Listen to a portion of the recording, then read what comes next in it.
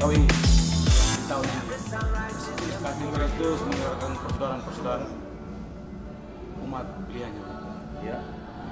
Jadi pada intinya Forum Pemuda NTT merayakan Hari Natal dan Tahun Baru ini khususnya untuk menjalin hubungan silaturahmi antara senior dan junior. Ada perwakilan juga dari Bali dan ini akan menjadi ajang konsolidasi untuk seluruh Indonesia untuk mempererat hubungan keluarga Forum Pemuda NTT. Mungkin begitu. Yang hadir kira-kira berapa orang yang hadir? Yang hadir sekarang 4.000 hampir mendekati 4.000. Itu Jabodetabek ya? Jabodetabek. Dari Bekasi, Tangerang, Jakarta Timur, Jakarta Utara, Jakarta Selatan, Pusat, Barat, Bogor, Depok. Bapak dari Bali, Pak? Dari Bali. Ada utusan dari Bali juga. Bali sama Bangka. Bangka. Bali sama Bangka. Ya, beliau dari utusan. Buka maskernya, buka. Dari Bali. Utusan dari Bali. Siapa aja selain Wagub, siapa aja tuh? Ada Bapak Haji Bram, Direktur tim. Direktur Presiden Taman Mini Indonesia Indah, Kepala Kesbang Pol DKI. Bapak Putu ya. Bang, apa harapannya Bang di acara Hari Natal ini dan Tahun Baru 2022? Ya, harapan kami tentunya ke depan semoga seluruh warga NTT diaspora di Jabodetabek atau maupun di Bali dan di mana saja kita saling bersama untuk memajukan NTT walaupun kita di Tanah Rantau gitu. Dan khususnya untuk anak-anak rantau yang di Tanah Rantau untuk mensejahterakan begitu. Pak Ketum sedikit aja cerita tentang Forum Pemuda NTT ini sendiri Pak. Sejauh ini kemana sih arahnya? Maksudnya gerakannya kemana gitu? Forum Pemuda NTT seperti yang saya sudah sampaikan di podium tadi, bahwa bukan seperti organisasi kebanyakan. Ya, kami one and only. Saya sampaikan tadi bahwa kita lebih memfokuskan kepada sosial kemasyarakatan, khususnya kita melayani saudara-saudara NTT yang ada di perantauan. Karena memang kita ada di Jakarta, ya kita mulai dulu dari Jakarta. Atau seperti yang sudah kita lakukan kemarin menghadapi pandemi, itu kita membagikan sumbangan buat diaspora NTT ada sekitar hampir 5.000 lebih paket sembako. Itu. Anggota Forum Pemuda NTT kira-kira di Indonesia ada berapa orang? Sekarang kan kita lagi fokus kita benahin dulu di DKI kan, di DKI jadi mungkin ada sekitar hampir 20 ribuan lah. Untuk Jakarta sendiri ada berapa Pak? Ya? Untuk Jakarta sendiri anggotanya? Ya sekitar itu. Nanti mungkin 12.000, 13.000 sisanya nanti bergeser ke daerah-daerah penyangga seperti Bekasi, Bogor dan Depok gitu. Dari sekjen kami, beliau ini Muslim, ya kan? Beliau yang mengeluarkan ide ini, ya kan? Akhirnya disambut baik sama semua teman-teman dan kita bersyukur dari semua DPD, DPC semuanya memberi kontribusi sehingga acara ini terus juga dipantau juga sama pembina dan penasehat Bapak Alex Pantur yang beliau selalu menyupport kami dengan hal-hal yang positif supaya membangun, dan tim panitia juga harus terus berkonsolidasi dengan baik supaya we give the best for the celebration for tonight. Ini perayaan Natal yang pertama ya Pak yang diselenggarakan oleh? Ya, ini perayaan pertama yang kita lakukan Forum Pemuda ini. Dengan kontribusi barangkali Pak Ketua, kontribusi dalam rangka menciptakan keamanan, kenyamanan dan sebagainya, kontribusi forum ini di DKI atau di daerah NTT setempat. Bagaimana? Jadi memang sebelum kita celebration hari ini, kemarin kita mengunjungi ada 2 asrama yatim piatu, satu di Cengkareng, terus satu di Cimanggis. Kita melakukan aksi sosial. Ya, jadi itu. Ada tambahan Tadi dari menyangkut Ketua keamanan. Ya. Bahwa Forum Pemuda NTT ini jangan melihat kita orang NTT kulit hitam baru sering membuat kerusuhan atau keributan. Tidak. Forum NTT dengan seperti apa yang diketum tadi ini, kami ini kerjanya sosial, membantu saudara-saudara kami yang ada di Jabodetabek maupun di wilayah NTT maupun di wilayah lain yang korban-korban bencana akibat apa. Jadi kita hadir di situ. Contohnya waktu bencana banjir di Kerawang, di Bekasi, Subang, kami hadir di situ dengan bantuan yang begitu besar. Ya, jadi kita punya warna sendiri lah. Jadi kita bukan kayak ormas-ormas yang lain yang menampilkan dengan kekerasan, tapi tidak. Kami hadir dengan cinta kasih. Kebetulan salah satu pencetus cinta kasih adalah Bapak Sekjen kita. Kita hadir dengan warna sendiri. Kita hadir tanpa harus melihat kulit kita, agama kita, suku kita, tapi kita ada orang-orang yang peduli bagi sesama. Itu intinya. Kontribusi terhadap pendidikan barangkali karena ini kami pun seperti Pak Ketum, Pak Sekjen, mereka punya perusahaan.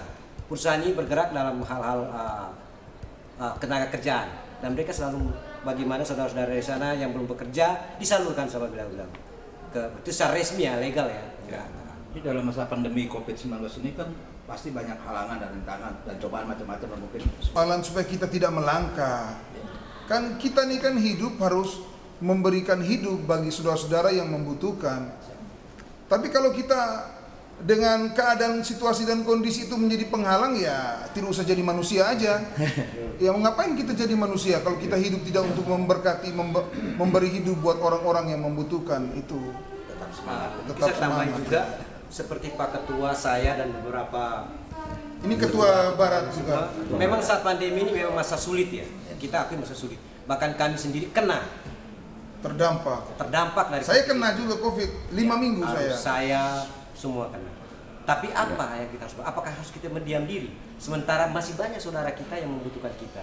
Maka kita kasih motivasi, ayo semangat, jangan putus asa, kita harus bisa melawan ini, kita harus bisa keluar dari situasi seperti ini. Akhirnya kita mulai melangkah dengan karya nyata itulah apa? Hadir di saat mana orang yang membutuhkan.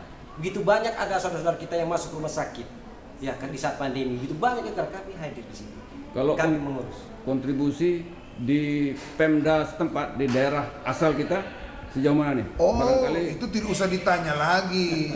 Kemarin Seroja aja kita kirim ada hampir 390 ton. Bapak dan Ibu pikirkan aja dalam 1 bulan setengah bisa kumpul 390 ton dengan penyeberangan kapal dan penerbangan Hercules terus Garuda.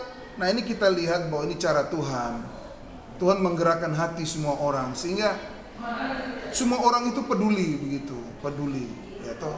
Jadi untuk NTT apalagi gitu kan, kita memberikan hidup kita buat kita pun saudara-saudara NTT karena memang ini fokus kan, kita harus lihat yang terutama dulu tuh, kita perhatikan saudara NTT, setelah itu baru kita perhatikan saudara-saudara yang di luar NTT.